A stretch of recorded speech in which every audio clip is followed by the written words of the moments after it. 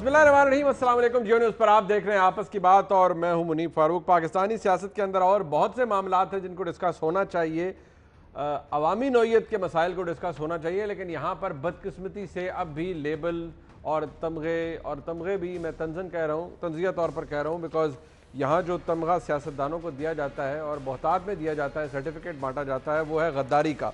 कोई गद्दार है, किसी की मुहब्बल वतनी पर शक किया जा रहा है, उस पर सवाल उठाए जा रहे हैं। लेकिन सबसे बदकिस्मत बात यह है कि इसमें कुछ नया नहीं है। अगर पाकिस्तान की सियासी तारीख का मुताला किया जाए तो पिछले 70-75 सालों के अंदर, 72 सालों के अंदर ये बहुत दफ़ा ऐसा हुआ है कि जब शायद पॉलिटिकल आर्गूमेंट्स कमज़ोर होने लगे, वहाँ पर इस एक इल्ज़ाम का सहारा लिया गया। और तारीख़ इस बात की गवाह है कि जब जब इस इल्ज़ाम का सहारा लिया गया है, इसके ऊपर सियासत की गई है, तो इससे फ़ायदा कुछ नहीं हुआ, बल्कि माशरे के अंदर बेअमनी भी फैली है, बदअमनी भी फैली है, और सियासी जो रहनुमा है उनकी एक दूसरे के ख़िलाफ़ जो बयानबाजी है उससे मज़ीद इंतशार फैला है। क्या ये रिवायत हमारे मुल्क में इस दफ़ा शुरू हुई है? अगर दोबारा, तो ये किस अंजाम तक पहुँचेगी? क्या जो जिस बेसिस के ऊपर ये दोबारा उजागर की जा रही है, इसके अंदर वज़न है? क्या जो तकारीर की गई मियाँ नवाज शरीफ की जानिब से वो सेडेशन के, बगावत के, गद्दारी के ज़ुमरे में आती हैं या नहीं? जो दिफा मुस्लिम लीग नून पेश कर रही है उसमें वज़न है या नहीं? और हुकूमत का मौक़िफ़ असल में इस सारे मामले पर है क्या?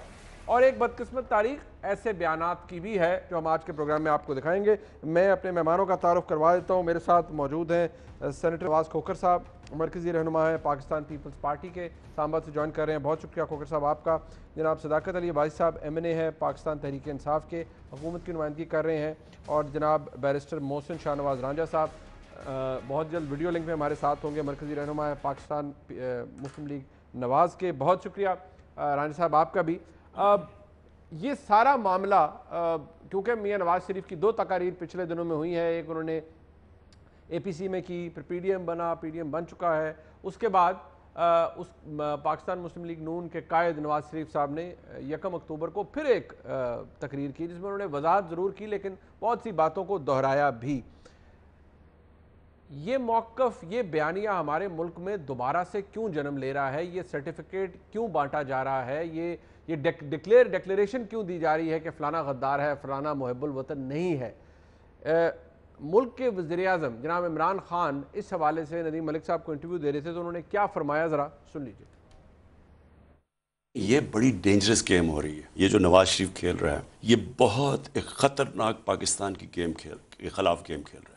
यही अल्ताफ़ हुसैन ने खेली थी। इनके पीछे 100%, मैं आपको वाज़े कहता हूँ कि इस तरह हिंदुस्तान इसकी पूरी मदद कर रहा है। इसमें किसका इंटरेस्ट है कि पाकिस्तानी फ़ौज कमज़ोर हो? हमारे दुश्मनों का।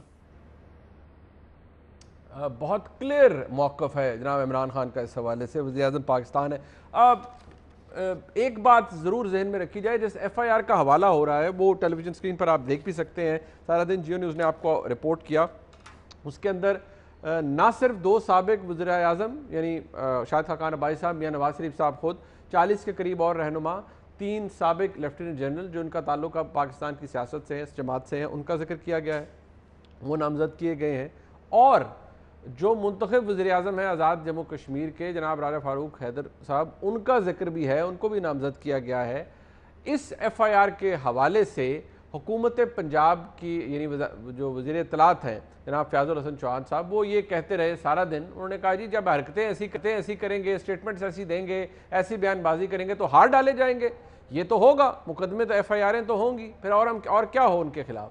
जबकि ये ज़रा नोट फरमा लीजिए कि वफाकी वज़ीर जनाब फवाद चौधरी साहब ने कुछ देर पहले एक ट्वीट की, हामिद मीर साहब ने ये FIR ट्वीट की हुई थी, उसके जवाब में उन्होंने ये ट्वीट किया और जिसमें फवाद चौधरी साहब फरमा रहे हैं वज़ीर-ए-आज़म को इस FIR का कोई इल्म नहीं था।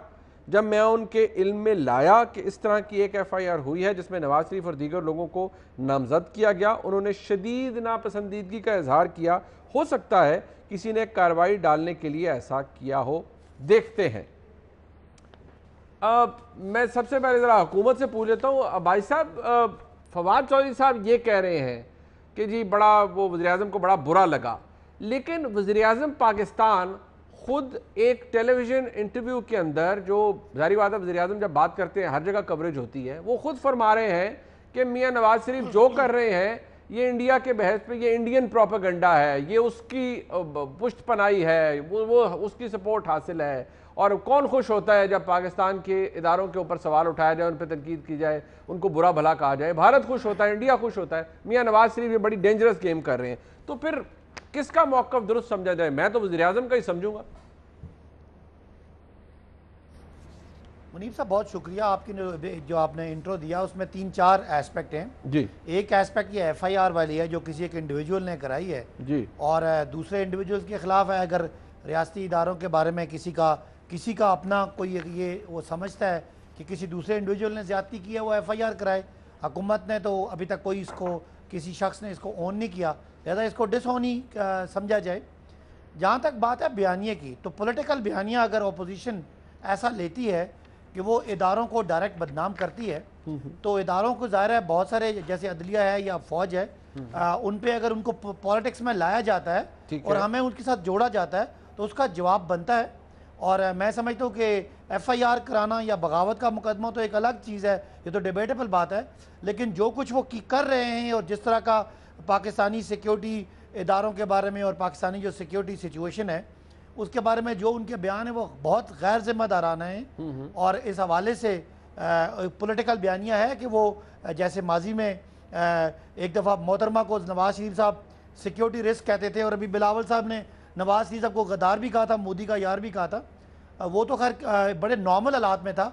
जो ये मियाँ साहब की तकारीर हैं जो डायरेक्ट पाकिस्तान की सिक्योरिटी राज सीक्रेट्स को यानी एक इंटरनेशनल फोरम पे बरतानिया में बैठ के करना, तो इसका मेरा ख्याल है कौन से सीक्रेट्स रिवील, मुझे समझ ये नहीं आ रही भाई साहब के कौन से सीक्रेट्स रिवील किए मियां नवाज शरीफ ने। मैं यकीन मानिए मैं लाइल्म हूं कि उस तकरीर के अंदर कौन से सीक्रेट्स रिवील हुए हैं। मैं आपसे पूछ रहा हूं अपने नॉलेज के लिए, जरा बता दीजिए कौन से सीक्रेट्स रिवील हुए हैं।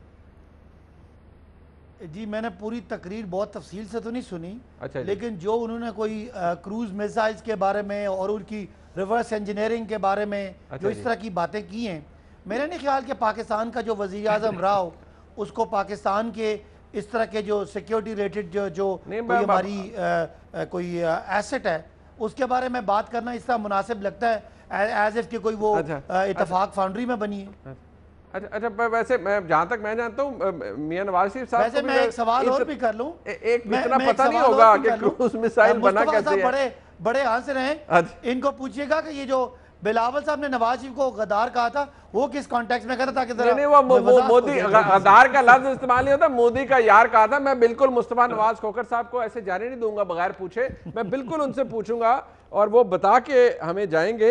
लेकिन भाई साहब मैं इससे पहले कि मैं राजा साहब के पास और खोखर साहब के पास जाऊं, ये यही पूछते हैं, मैं आपसे पूछ लेता हूं कि वो बिल जलाना, सिविल नाफरमानी की तनकीद करना, बंदों को मतलब फटर फटर करवाना, टोलियों में जाओ हमला करो, ये कहते हैं कि आपने PTV पर हमला किया, वो एक फ़ोन कॉल भी थी, उनमें से एक आवाज़ सदर पाकिस्तान जो आज है उनकी थी, एक आवाज़ जनाब वज़ीर आज़म इमरान खान की थी जो आज वज़ीर आज़म है। तो ये तो उनकी बातें भी करते हैं कि वो सब ठीक था और वो जायज़ था और ये जो कर रहे हैं वो नाजायज़ है। ज़रा जवाब दीजिएगा भाई साहब। इन्होंने कब जायज़ समझा? इन्होंने तो इमरान खान पे दहशतगर्दी की FIR कराई है, RF अलवी पे दहशतगर्दी की FIR है। ये कौन से डेमोक्रेट बन गया आपके सामने? इन्होंने तो जो मैक्सिमम हो सकता था उस सारे सिनेरियो में आप एक्सट्रीम क्या कर सकते थे कि आप हमें दहशतगर्द करार दें। इमरान खान जो दुनिया में बिल फाड़ना, हुंडी के जरिए पैसे भेजने की तरगीब देना, सिविल नाफरमानी की तरगीब देना, ये बयान नहीं दिया था ना। इसमें पाकिस्तान की खुदा न खास्ता पाकिस्तान की जो इंटरनेशनल पोजीशन है उसके बारे में तो कोई बात नहीं है। अगर मुल्क के अंदर की कोई मामला है तो आपने FIR करा दी इमरान खान साहब पे दहशतगर्दी की, और दहशतगर्दी की FIR कोई आम चीज़ होती है? नहीं बिल्कुल ठीक है, और क्विट भी हो चुके हैं इमरान खान साहब वैसे उसमें, फ्रैंकली स्पीकिंग।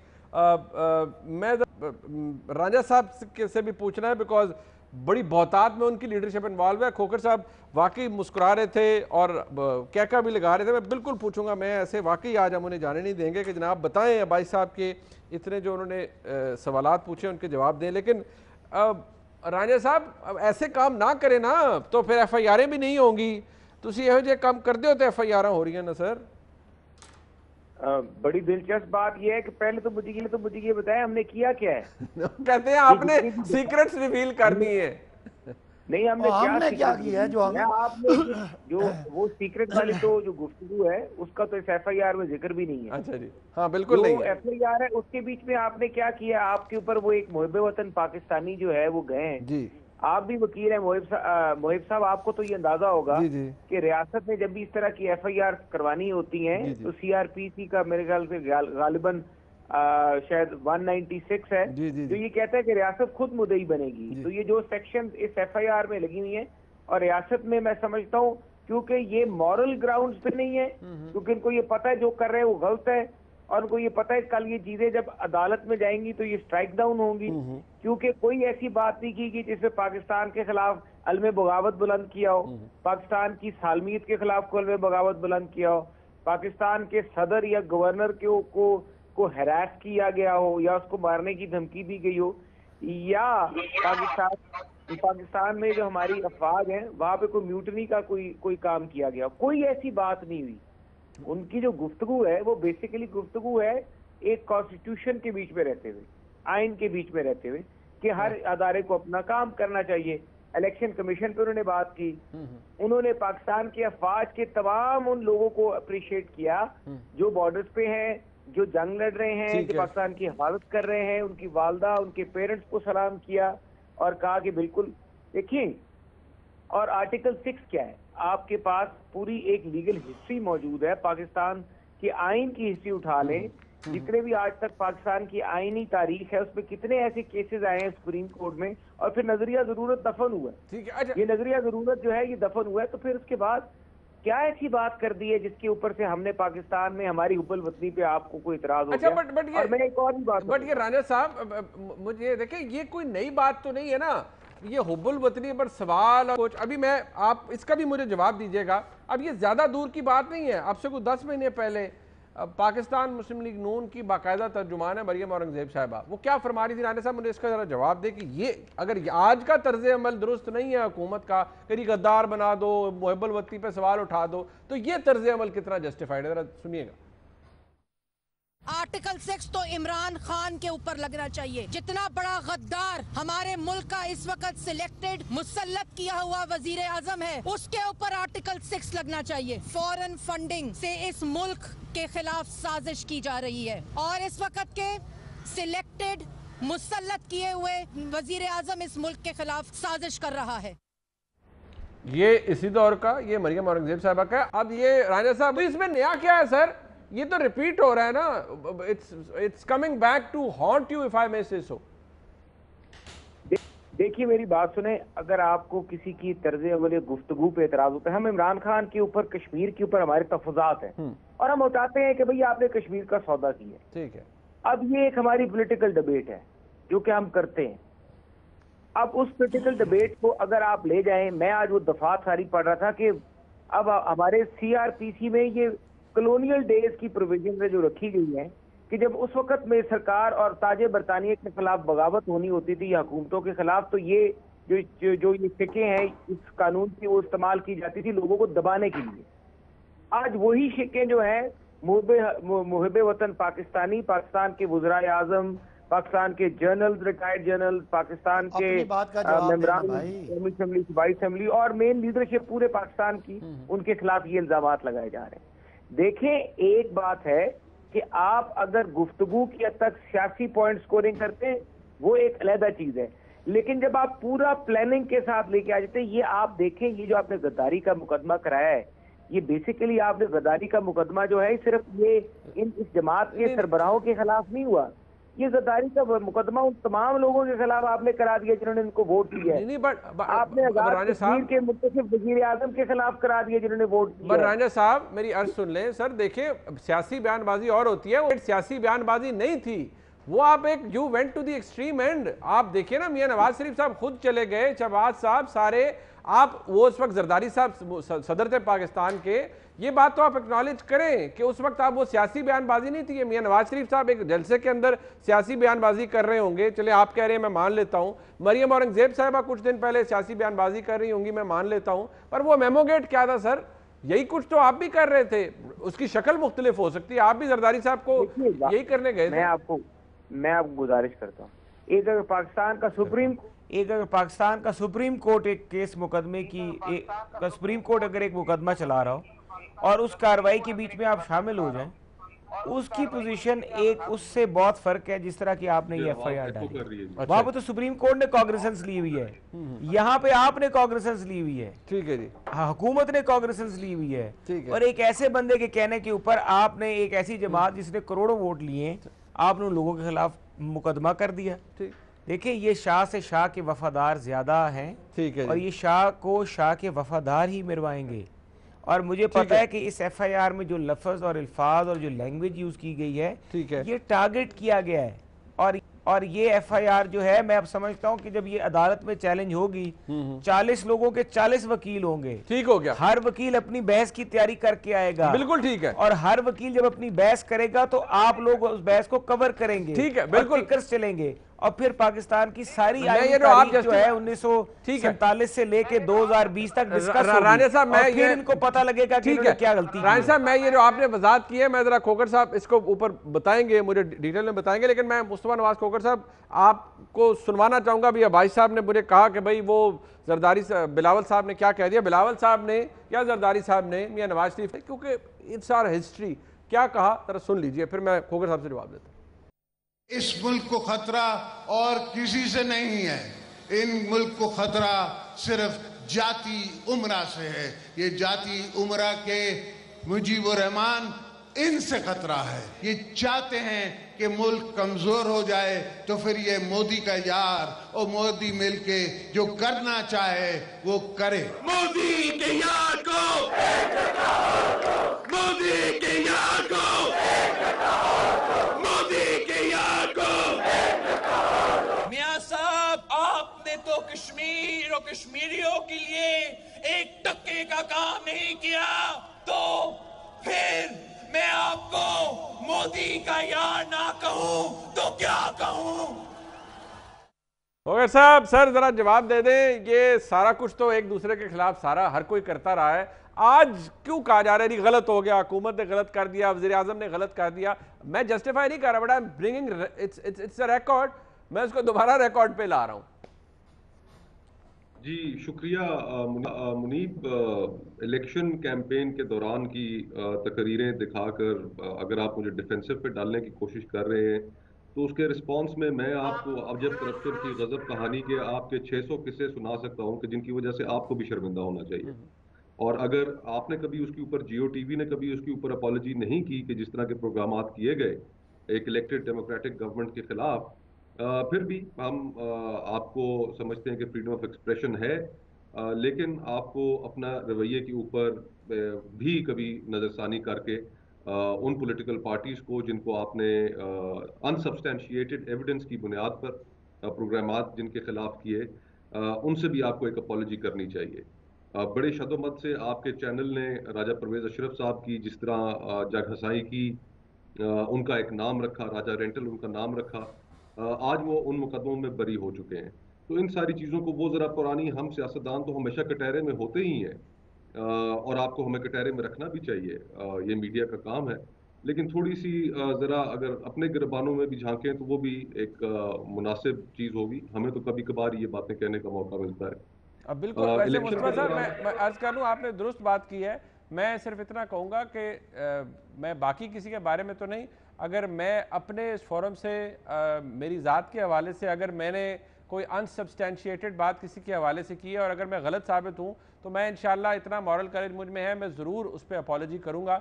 मेरे नहीं ख्याल कि मैंने ज़ाती तौर पर किसी के हवाले से ऐसी बात की हो। हाँ, किसी एक सहाफ़ी ने किसी प्रोग्राम के अंदर या कुछ जो भी बातें कही गई हों, मैं उनके हवाले से तो कुछ नहीं कह सकता। कम से कम मैं अपनी ज़ात की गारंटी आपको ज़रूर दे सकता हूँ कि अगर मैं ऐसा कुछ करूँगा और गलती हो जाती है तो मैं कम से कम उस पर वजाहत भी दूंगा, और अगर मैं गलत हूँगा, मेरे फैक्ट्स गलत होंगे, तो मैं अपॉलॉजी भी करूँगा। जी प्लीज़। अच्छी बात है जी, यही मॉरल करेज का मुजाहरा मेरे ख्याल से आपकी एडिटोरियल पॉलिसी के जो चला रहे थे उनको भी इस मॉरल करेज का मुजाहरा करना चाहिए। और दूसरा, जहाँ तक आपने ये एक कॉन्टेक्स्ट बताया मुनीब भाई के, इस कॉन्टेक्स्ट में सियासतदान एक दूसरे के खिलाफ बातें तो करते रहे हैं, बिल्कुल जरदारी साहब की आपने गुफ्तगू सुनाई, मियां नवाज शरीफ साहब की उनके खिलाफ गुफ्तगू सुनाई, लेकिन एक जो फंडामेंटल डिफरेंस है इस हुकूमत में और उन अदवार में, 2008 से लेकर 2018 तक ये जो 10 साल का जो पीरियड गुजरा, इसमें मुझे मैं आपसे रहनुमाई चाहूंगा, जरा मुझे इसी तरह का बगावत का कोई मुकदमा बता दें या कोई सियासी कैदी का नाम बता दें। कम से कम मैं of the top from the top of my head मेरे जहन में तो नहीं है, आप बताएं। मैं तो एक्नॉलेज कर रहा हूं, मेरे जहन में नहीं है, हो सकता है आपके जहन में। जी, ये मुनीब भाई, ये फंडामेंटल डिफरेंस है पिछले जो 10 साल गुजरे मुस्लिम लीग नून और पीपल्स पार्टी का जो दौर था और ये जो पिछले 2 साल गुजरे, उन जो दौर गुजरा है वो मुस्लिम लीग नून और पीपल्स पार्टी का, उसके अंदर उन्होंने 90s की इस तरह की सियासत उन्होंने एक दूसरे के खिलाफ की, आप उस तारीख से आप भी वाकिफ है, और 90s की सियासत में उन्होंने जो एक दूसरे के ऊपर जो एक दूसरे के साथ पॉलिटिकल विक्टिमाइजेशन की, और जिस दोनों सियासी जमातों ने की एक दूसरे के साथ, तो वो एक लर्निंग एक्सपीरियंस था, एक कर्व था कि जिसमें उन्होंने ये महसूस किया कि इस मुल्क की एस्टैब्लिशमेंट ने उनको इस्तेमाल किया, एक दूसरे से लड़ाते रहे, और फिर इवेंचुअली 99 में वहां पर पाकिस्तान में एक कू हो गया। तो वो एक एक्सपीरियंस था, जिस एक्सपीरियंस की बुनियाद के ऊपर चार्टर ऑफ डेमोक्रेसी भी साइन हुआ, और उसी की रोशनी में 10 सालों में कोई पॉलिटिकल प्रिजनर पाकिस्तान में नहीं रहा और ना ही किसी के ऊपर बगावत के मुकदमात कायम किए गए। जब से ये हुकूमत में आए हैं, ये पिछले 2 साल। वैसे मुस्तफा भाई, मैं आपके रिकॉर्ड के लिए आपको सिर्फ इतना अर्ज कर दूं, मुकदमा FIR की एक बहुतात आई और ये सिडेशन के हवाले से आई। मैं ये ज़रूर कहूँगा कि वो सियासतदानों के ऊपर नहीं थी, उसमें जर्नलिस्ट्स के नाम थे। अब मैं उस पर एक्सपैंड नहीं करूँगा कि कौन कौन था, लेकिन एक बड़ी बहुतात थी, वो फिर अदालतों ने जाके फिर वो स्ट्राइक डाउन किए, लेकिन वो मैं आपसे कभी ज़रूर शेयर करूँगा कि वो जर्नलिस्ट के खिलाफ हुए और खुसूसी हालात के अंदर हुए। मैं फिर मजीद आपको इस पे इससे ज़्यादा इस वक्त मैं नहीं बता सकता, लेकिन ये ज़रा रिकॉर्ड के ऊपर मैं बता दूँ कि ऐसे मुकदमात, ऐसी FIR'ें काटी गईं। आज के दौर में भी ज़ेर एताब है यही कि आप को हमेशा मजबूर किया जाता है हुकूमत वक्त की जानिब से कि आप उनकी जो तारीफें करें और अपोजिशन को और सच बयान ना करें, और हुकूमत को अगर क्रिटिसाइज करना ना करें। तो आज भी जिस आप ज़ेर एताब है और जो फ्रीडम ऑफ एक्सप्रेशन का पाकिस्तान में हाल है, हम उसमें आपसे इजहार यकजहती यकीनन करते हैं। और आपने खुद ही कहा कि वो माहौल जर्नलिस्ट के खिलाफ इस तरह की FIRs कटने का, बल्कि जर्नलिस्ट के हमारे अखबारों में मर्डर्स भी हुए। मतलब वो आपकी इस हुकूमत के आने से पहले वो FIRs हुई। और वैसे हुसैन हक्कानी साहब के खिलाफ भी सिडेशन के मुकदमे हुए, वो आप लोग रिसीविंग एंड पे थे, लेकिन ये मैं रिकॉर्ड के ऊपर है कि उनके खिलाफ भी हुए। जी। तो जहां पर हमारी गलतियां हैं हमें उनसे सीखना चाहिए, और जहां पर मीडिया की आपने बड़ा मॉरल करेज दिखाया।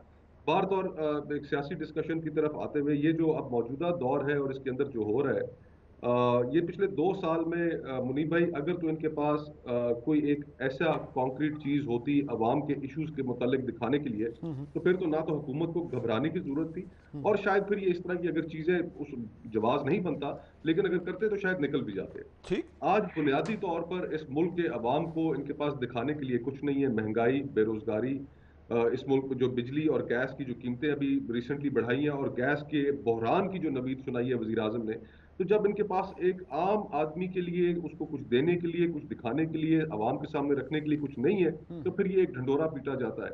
और इस हुकूमत का मैं तो ये समझता हूँ कि अभी आपने फवाद चौधरी साहब की ट्वीट भी दिखाई, अपनी जान उन्होंने छुड़ाने की कोशिश की है, लेकिन ये कैसे मुमकिन है कि एक FIR हो जाए जिस FIR के अंदर साबिक वज़राए आज़म के नाम हो, जिस FIR के अंदर पार्लियामेंटेरियंस के नाम हो, 3 रिटायर्ड जनरल्स के नाम हो, और वजीर आजम आज़ाद कश्मीर का नाम हो, और ये बस ऐसे ही FIR हो जाए और इसके पीछे कोई मुहर्रकात ना हो। ठीक है। आपको लगता है कि हुकूमत इससे डिस्टेंस नहीं कर सकती खुद को? आप ये कह रहे हैं? बिल्कुल कतई इससे अपने आप को डिस्टेंस नहीं कर सकती। एक फैशिस्ट रजीम है। पिछले 2 सालों में इन्होंने जिस तरीके से इस मुल्क के अंदर हुकूमत करने की कोशिश की है कि अवाम के इश्यूज के ऊपर कोई डिस्कशन ना हो, और अगर डिस्कशन होनी है तो वो नॉन इश्यूज के ऊपर हो। ठीक, अच्छा, आपने अपोजिशन को जेलों में डालना है, भले जेलों में आप डालें, लेकिन जिस मकसद के लिए आप आए थे हुकूमत में, जो आपने वादे किए थे, 100 दिन का प्लान दिया था, 1 करोड़ नौकरी, 50 लाख घर, पता नहीं क्या क्या बातें की थी, उनके ऊपर तो डिलीवर करें। तो आज इस सारे माहौल में हम ये समझते हैं, अगर मुझे सिर्फ 10 सेकंड दे दें बात मुकम्मल करने के लिए, हम ये समझते हैं कि इस वक्त पाकिस्तान के अंदर जो सूरत हाल है वो ह्यूमन राइट्स के हवाले से, सुप्रीमेसी ऑफ द पार्लियामेंट के हवाले से, कॉन्स्टिट्यूशन के हवाले से एक फैशिस्ट रजीम है, हाइब्रिड रजीम का एक नाम दे दिया गया है और हर चीज को अंडरमाइन किया जा रहा है। और इस जबर के निजाम के खिलाफ अपोजिशन ने फैसला किया और हम इंशाल्लाह जल्द से जुलूस भी शुरू हो रहे हैं और बात सड़कों पर। ठीक, अच्छा, सड़कों पर आएगी। अगर आपका मौक़िफ़ ये था कि जो जरदारी साहब ने मियां नवाज शरीफ से या मियां नवाज शरीफ जरदारी साहब के वाले जो इलेक्शंस के दौरान या इलेक्शनरिंग के दौरान बातें करते रहे और उनको इतनी अहमियत नहीं देना चाहिए, या उनकी नौयत और होती है, और फ़र्क आपने कहा पिछले 10 सालों में ये है कि किसी के ऊपर बगावत का मुकदमा नहीं बनाया गया, क्योंकि 10 साल की आपने बात की, ठीक है, हुसैन हक्कानी साहब के ऊपर हुए 3 सेडेशन के मुकदमे, FIRएं काटी गई, लेकिन ये जो बेसिक आर्गूमेंट है वो क्या वाकई इतना अभी भी तगड़ा है हमारे मुल्क में कि मियां नवाज शरीफ की बातों के अंदर ये एलिमेंट मौजूद है कि वो रियासत के खिलाफ जा रहे हैं, रियासती इदारों पर हमले कर रहे हैं? अब भाई साहब से ब्रेक के बाद हम पूछेंगे, रांझा साहब भी हमारे साथ हैं और खोकर साहब भी हमारे साथ रहिए।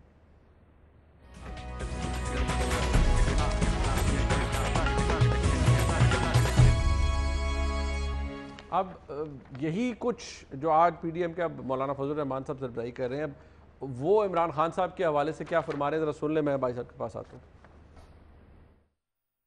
उनका एजेंडा जब मैंने स्टडी किया और मुझे ये अंदाजा लगा कि ये एजेंडा बाहर का एजेंडा है और उसके पीछे यहूदी लाबी का एक बहुत बड़ा अंसर का फरमा है। इमरान खान के एजेंडे के पीछे यहूदियों का हाथ, उसमें कोई शक नहीं है। मेरे पास सबूत मेरे अपने ज़ात की जिम्मेदार हैसियत है, मैं बगैर जिम्मेदार हैसियत की बात नहीं कर रहा हूँ आपके सामने से। अब ये 2013 का सलीम साहब को वो कह रहे थे, और वो कह रहे थे कि यहूदी लॉबी है या यहूदी एजेंडा है। अब भाई साहब, बहरहाल फ़र्क ये है कि आपके दौर में एक सियासी जमात, उसके 40 रहनुमा, उसमें 2 साबिक वज़ीर-ए-आज़म, उनके ऊपर FIR होती है। आप कहते हैं जी किसी ने ओन नहीं किया। इन सो मैनी वर्ड्स पंजाब के वज़ीर इत्तलात कहते हैं बड़ा चंगा होया जी ये जो बयान देने के तो यही कुछ होएगा। वज़ीर-ए-आज़म का ऑन रिकॉर्ड जो बात है वो फ़र्क है, वो कहते हैं कि ये इंडियन एजेंडा को फॉलो कर रहे हैं और पुष्ट पनाई है और सब कुछ है। फ़र्क क्या है? वो कहते हैं हम आप में और पाकिस्तान पीपल्स पार्टी में और PMLN में बहुत फ़र्क है। मुनीब साहब, जिस तरह हमारे सियासतदान बात को स्पिन देते हैं, मैं हैरान और परेशान ही हो रहा था। अच्छा कि एक चीज़ है जिसको हम ओपनली डिसओन कर रहे हैं, वो आपका और मेरे दोनों भाइयों का बहुत बड़ा इशू है, और दूसरी तरफ बेनज़ीर सिक्योरिटी रिस्क होती हैं। नवाज शरीफ साहब काला कोट पहन के इनको जाके वो मुल्क दुश्मन डिक्लेयर करने की कोशिश करते हैं। बिलावल साहब मोदी का यार, मोदी पाकिस्तान का दुश्मन है। मोदी का यार जो भी होगा वो इंडिया का जो यार होगा पाकिस्तान के का दोस्त तो नहीं हो सकता। ये सारी बातों को माजी की और उसकी करने के बाद एक हाइपोथेसिस पे सारी डिबेट करके हम फैशिस्ट भी हैं, हम ये भी हैं। बड़ी दिलचस्प बात है, मैं हैरान हूँ कि ये किस तरह एकदम से उन सब बयानों से पीछे हट जाते हैं। जरदारी साहब पे जितने केसेस हैं वो नवाज शरीफ साहब के बने हुए, और शहबाज शरीफ साहब का ओपन बयानिया है कि इलेक्शन में मुझे वोट दें, मैं इनका पेट फाड़ के पैसे निकालूंगा। और मोहतरम जरदारी साहब कहते हैं कि 5 साल की हुकूमत के बाद कि नवाज शरीफ साहब माशी इकोनॉमिक यानी माशी दरिंदे हैं और इनसे वो जान छुड़ाएंगे। वो कहते हैं इलेक्शनों में करते हैं सारी बातें। और जब दोनों करप्शन के केसेस में फंसते हैं तो हम फैशिस्ट हो जाते हैं, और ये उनके केसेस माफ और वो उनके केसेस माफ, ये इनकी बगावत माफ वो उनकी बगावत माफ। और आज हम चूंकि बाहर हमने निकलना है इसलिए ये फैशिस्ट हैं, और ये हम तो उसको पब्लिकली डिसओन कर रहे हैं। एक इंडिविजुअल का मामला है और वो अदालत ने फैसला करना है। मेरी बड़ी अच्छी बात है कि रांझा साहब अदालत का फैसला मान रहे हैं, वरना जब अदालत के फैसले इनके खिलाफ आते हैं तो उनके पीछे भी कोई और होता है, और वो भी पता नहीं क्या क्या बातें करते हैं। तो मुझे समझ नहीं आ रही सियासतदान में गोल मोल सियासी बयानियां आई है। सर बात सुने, जो इलेक्शन के अंदर आपने थोड़ी बातें की थी इलेक्शन के अंदर। इलेक्शन से चंद दिन पहले कह रहे थे कि नहीं लेंगे इंडिपेंडेंट, नहीं किसी को जी लोटे आएंगे, मतलब माजरत के साथ भी जो पार्टियां चेंज करके आएंगे असी बिल्कुल लिफ्ट नहीं करावांगे। फिर बाद की होया। So basically we all somehow it all boils down to power politics कि आपने इलेक्शन लड़ना है कम वोट में जो भी नहीं, मुनीब साहब, इलेक्शन में सियासी बातें और होती हैं, कुछ फंडामेंटल्स बातें हैं। अच्छा, क्या मुस्लिम लीग नून समझती है कि जरदारी साहब करप्ट थे या नहीं थे? इनकी A to Z पूरी लीडरशिप करप्ट समझती थी। क्या नवाज शरीफ साहब का दौर में करप्शन थी? तो जरदारी साहब कहते थे थी। आज इन दोनों का बयानिया है कि जो केसेस हमने उनके खिलाफ बनाए, इन्होंने उनके खिलाफ बनाए, किसी और ने मिसयूज किया था, और आज हमें सारा का सारा बर्डन इमरान खान पे है और नायब न्यासी गठजोड़ पे है। तो ये बहुत बड़ी ड्रिफ्ट है फ्रॉम देयर स्टैंड्स। अब भाई साहब ड्रिफ्ट तो देखें, वो फिर हर कोई मार जाता है ना सर। मैं एज इट इज पूछूंगा राजा साहब से और खोखर साहब से कि उनके ओपिनियंस क्या हैं इन लीडरान के हवाले से। लेकिन मुझे ये बताएं, आप परवेज इलाही साहब के हवाले से इमरान खान साहब क्या कहते हैं आज? वो मैं रिपीट नहीं करना चाहता, आप उस पर खड़े हैं, इमरान खान साहब खड़े हैं, शेख रशीद साहब के बारे में क्या कहते हैं? देखिए ना, मेरी बात सुने, देखिए मेरी बात सुने। अगर आज परवेज इलाही साहब के खिलाफ कोई केस आता है, उनको अगर नैब पकड़ के ले जाती है, तो इमरान खान साहब का वो मौकफ तो नहीं होगा जो इनका एक दूसरे के बारे में है। हमारे अलीम खान के बारे में अगर हमारा कोई मौकफ था, उनको नैब पकड़ के लेगी 4 महीने वो जेल में रहे, किसी ने कुछ नहीं दे दिया ना। मैंने थोड़े को की पूछा, क्या स्पिन दे दिया? हम तो देखे ना, मेरी बात सुने, मैं तो एक पॉलिटिकल बयान, किसी को करप्ट कहना और वो कहना एक अलग बात है।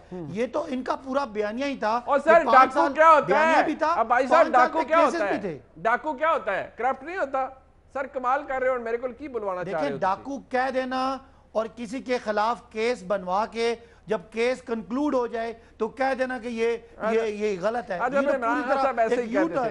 ठीक है सर, मैं आपकी बात मान ली है भाई साहब, आप दुरुस्त फरमा रहे हैं। इमरान खान साहब ने गुस्से में कह दिया था, हम ही कह दिया था। मैं सर बिल्कुल I will not probe you further into this. मैं जरा राजा साहब के पास जाता हूँ, फिर खोखर साहब दोबारा मुस्कुरा रहे हैं और मुझे आपको इतराज है, मुझे इतराज नहीं है उनके मुस्कुराने पे। लेकिन मैं राजा साहब सर ओपिनियन बता रहे हैं जरदारी साहब के बारे में, ये अच्छे लग रहे हैं, जरूर मुस्कुराएं। हाँ नहीं, बात ये है, वो उनको इतराज है भाई साहब को। वो कहते हैं जी आप लोग जरदारी साहब के बारे में क्या कुछ नहीं कहते रहे, और वाकई कहते रहे। एक मौकफ बता दें जरदारी साहब के बारे में, क्या मौकफ है? ख्वाजा आसिफ साहब वाला मौकफ है या कोई और मौकफ है आपका? दस दो। देखिए, जरदारी साहब के हवाले से हमारे PDM में हमारे एलाए हैं, ठीक है, और हमारे लिए काबिल एहतराम है। और हम जो भी काम कर रहे हैं, हम जो भी स्ट्रेटजी बना रहे हैं, मिल के बना रहे हैं। और उस पर नवाज शरीफ साहब ने बड़ा अपना क्लियर मौकफ जो है वो बयान भी कर दिए, तो उसमें तो क्लैरिटी है, मुस्लिम लीग नून के हर फर्द की तरफ से क्लैरिटी होगी। साथ में मैं ये कहता चलूँ कि जहाँ तक बात हमारी ये करते हैं, देखें मैं इस मुल्क की बहुत बड़ी बदकिस्मती है कि यहाँ पर आप इस मुल्क में मुहब्बुल वतनी का जो सर्टिफिकेट है वो ऐसे लोग देना चाह रहे हैं जिन्होंने कल जब हुकूमत बदलनी है तो उनकी दोहरी नेशनैलिटीज़ हैं, उनके पास या ग्रीन कार्ड्स हैं या उनके पास अनलिमिटेड किस्म के उनके पास स्टेज हैं, मल्टीपल किस्म के 10-10 सालों के, 15-15 सालों के, और वो वहाँ पे मुलाजमतें भी कर रहे हैं। ऐसे लोग हैं, वो यहाँ से चुप करके चले जाएंगे और इनके लिए एक ऐसी तारीख छोड़ के जाएंगे जिसका जो तहरीक इंसाफ के लिए जो कि संभालनी मुश्किल हो जाएगी। देखिए, आज एक सियासत की एक ऐसी बुनियाद पड़ी, मैंने सारा मुकदमा भी पढ़ा, मैंने उसकी दफ़ात भी पढ़ी। यकीन मानिए मुझे ये लग रहा था कि इन दफ़ात में से कोई भी ऐसी, मैंने नवाज शरीफ साहब की पूरी तकरीर एक एक लफ्ज़ सुना, एक एक लफ्ज़ को मैंने दफ़ात की रोशनी में देखा कि उन्होंने क्या पाकिस्तान की रियासत के ख़िलाफ़ लोगों को उकसाया है। ठीक है, नहीं उकसाया उन्होंने, किसी किस्म की बात नहीं की। क्या उन्हें अफवाज को के अंदर को म्यूटनी क्रिएट करने की कोशिश की है? उन्हें अफवाज की तारीफ़ की है कि बॉर्डर्स पे जो खड़े हैं, जो पाकिस्तान की हिफाजत कर रहे हैं, वो बिल्कुल मैं उनकी इज़्ज़त करता हूँ, उनको सलाम पेश करता हूँ।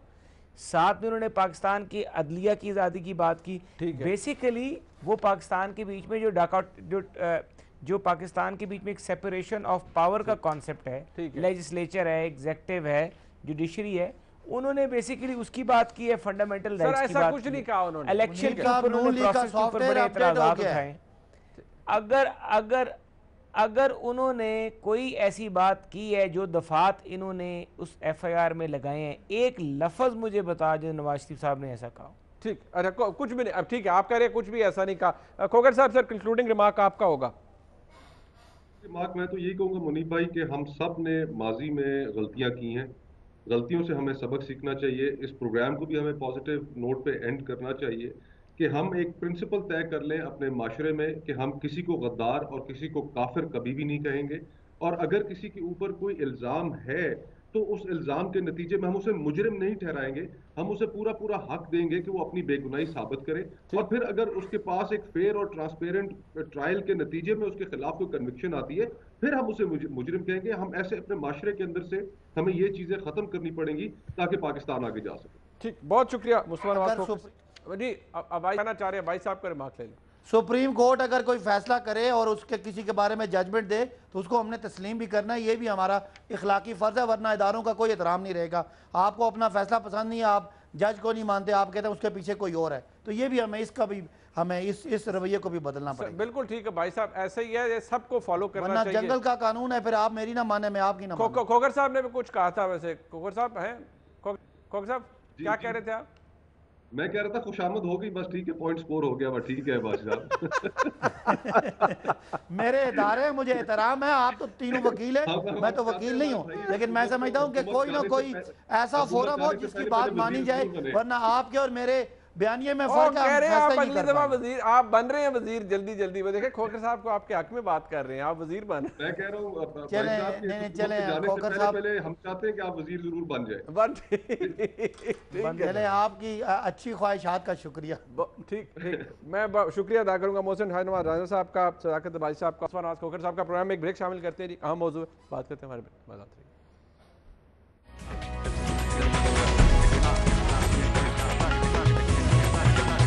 पिछले 16 सालों से पिंक रिबन छाती के कैंसर से मुताल्लिक पाए जाने वाले टैबूज को तोड़ने और शऊर उजागर करने के लिए अनथक मेहनत कर रहा है, और जियो न्यूज़ गुज़िश्ता 10 साल से पिंक रिबन की इस काविश का हिस्सा है। इसकी अहमियत इसलिए भी सबसे ज़्यादा है क्योंकि छाती के कैंसर में पाकिस्तान का एशिया में पहला नंबर है, और अब तक 40,000 ख़वातीन इस मर्ज का शिकार होकर अपनी जानें गंवा चुकी हैं।